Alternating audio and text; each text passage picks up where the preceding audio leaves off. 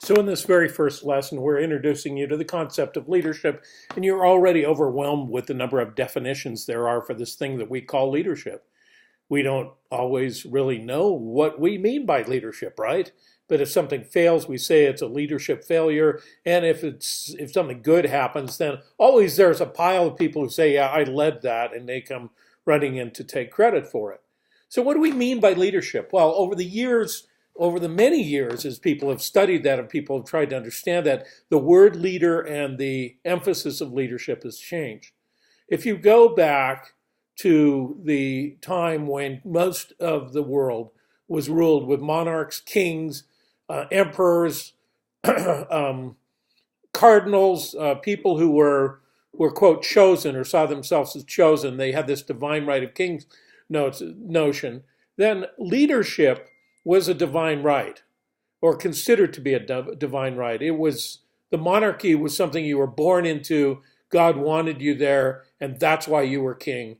And it was your divine right to be that king. And others were put in positions below you or around you, but they did not have the same rights you did, and thus you were born into it.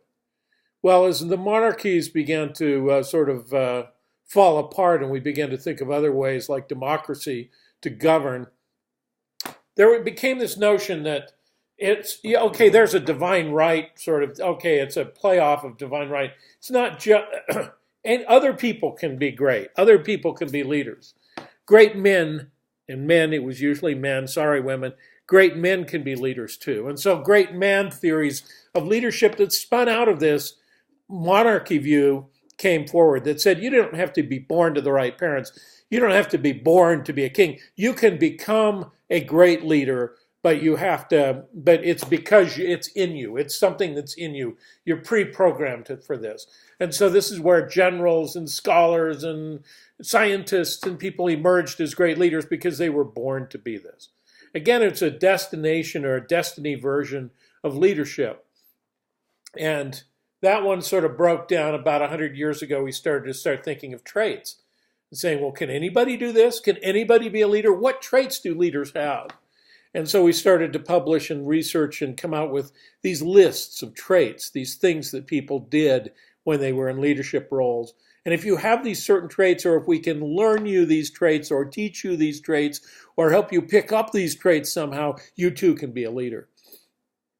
Notice we're gradually expanding this pool of people who are leaders. And then the fourth set of ideas came along, and that was, it's not about the traits. It's not about these sort of programs that we can work into your head and into your soul. It's about your behaviors. We can teach you the behaviors of leadership, and then you too can become a leader. And so we're getting further and further out. And this allows training and development to step in and say, we can take anyone and turn them into a leader. Business schools, MBA programs, come in. We can turn anybody into a leader. And finally, today, we've gone to yet another step further out to broaden this notion, to say that leadership is not about individual behavior as much as it is about processes, about how a team behaves, about how people behave in the context of a group, about how people behave in the context in the moment of when they're a leader. And so it's a process theory, or more of a process theory of leadership. Now, all of this is explained in a very nice article written by a brilliant professor, myself, that is tacked on in the Canvas part of this class. And it's something I think you should read carefully and understand carefully, because it gives you a sense of the changing definitions that we have throughout this study of leadership in this class. Now, one more thing I need to explain to you. As you read your textbook on leadership, as you read the book that we've written on leadership, you will hear us talk about leadership. And you could, at each point, question our assumptions of leadership.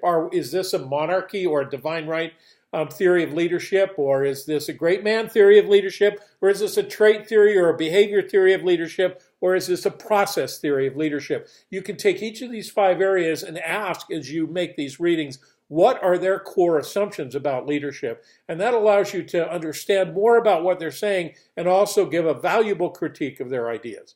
So I hope this helps. Good luck. Thanks.